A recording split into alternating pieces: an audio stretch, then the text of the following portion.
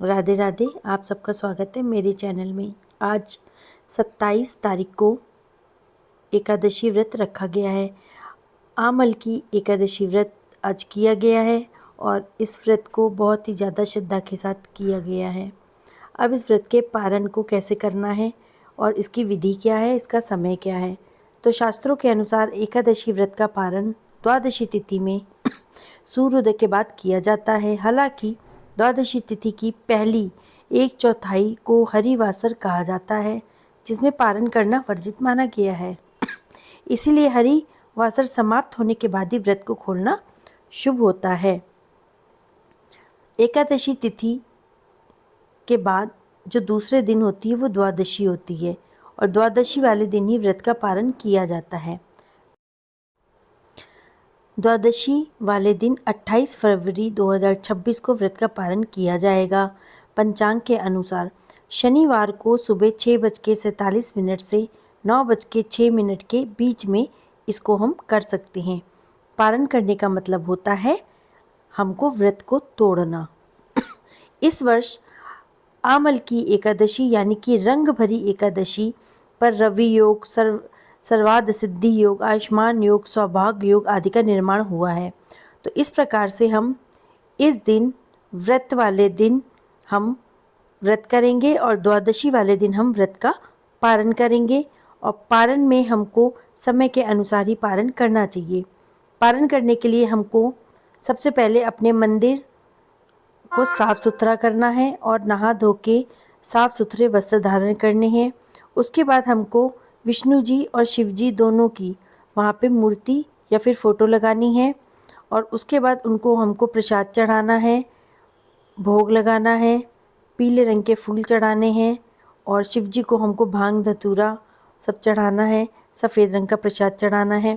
ये सब करने के बाद हमको वहाँ पे धूप दीप अगरबत्ती करनी है और दिया जलाना है और हाथ जोड़ के क्षमा याचना करनी है कि अगर जाने अनजाने में हमसे कोई भी भूल चूक हुई हो उसके लिए प्रभु क्षमा करिएगा और हमको मनवांछित वर प्रदान करिए, हमारे और हमारे परिवार की रक्षा करिए।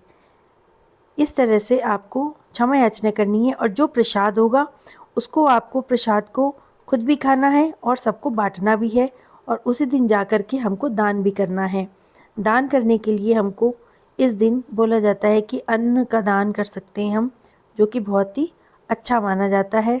फल का, अन्न का, किसी भी चीज़ का आप दान कर सकते हैं अपनी सामर्थ्य के अनुसार। एकादशी वाले दिन हमको जो कुछ भी हमने मांगा है और द्वादशी वाले दिन हम पारण करेंगे और प्रभु से विनती करेंगे कि हमारी सारी जो भी हमारी मनोकामना है उसको पूर्ण करिए, हमको आशीर्वाद दीजिए।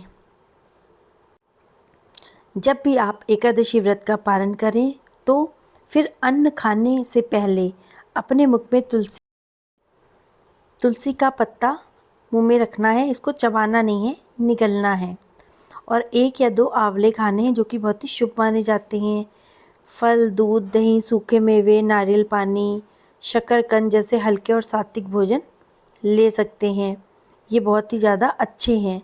और अगर आपको चावल ग्रहण करने हैं तो आप द्वादशी वाले दिन, वैसे तो चावल खाना बहुत शुभ माना जाता है, लेकिन पहले आपको चावल का दान करना है, उसके बाद उसको ग्रहण करना है।